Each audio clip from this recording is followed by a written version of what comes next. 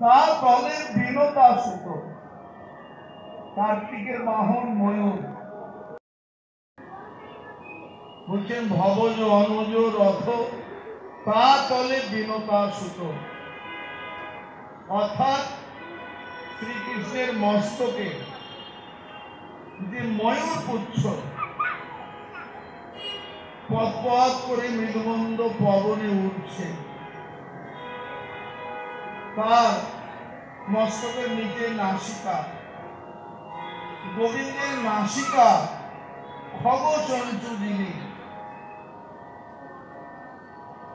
গরুরের শোভাকেও হার মানিয়ে গোবিন্দের নাসিকা, এমন অপরূপ রূপ করে কুমুদ বন্ধু সাজে। অর্থাৎ ভালোবাসা পথে যার সঙ্গে প্রীতি, যার দূর নিকট তার, সূর্য ভানু দেখো তার সাক্ষী। কুমুদ বন্ধু সাজে, ললাট সহ বদন যেন এক পূর্ণিমার চাঁদ। সখী কি বলবো রে, করে মুদ বন্ধু সাজে,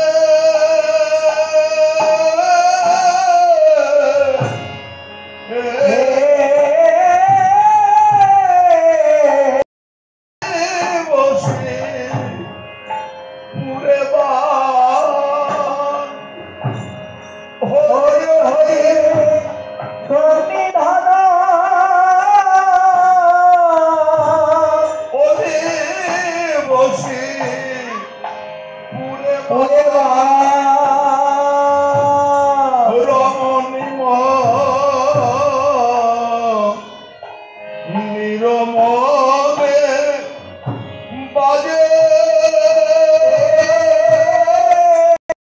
মানে আনন্দ, হরি মানে শ্রী ভগবান। কিন্তু এখানে বৈষ্ণব কবি অন্যার্থে ব্যবহার করেছেন। হরি মানে জল হয়, হরি মানে এখানে জ্ঞান ভেদ। শ্রী গোবিন্দের রূপ দর্শন করে বলছেন যে হরি ওরি সন্নিধান। শ্রী গোবিন্দের সেই নয়ন যুগল, নয়নের উপরিভাগে রয়েছে ভুরু যুগল।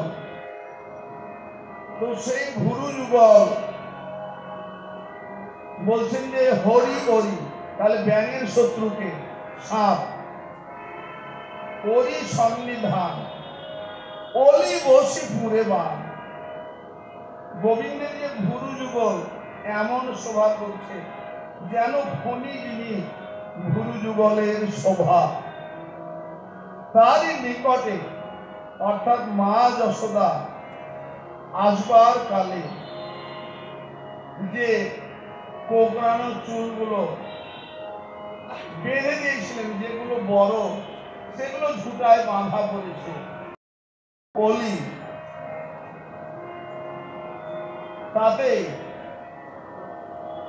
তার নিকটে কোঁকড়ানো চুলের নিকটে হরি হরি সর্পের ফোনার মতো, সেখান থেকে যদি নিচে আসা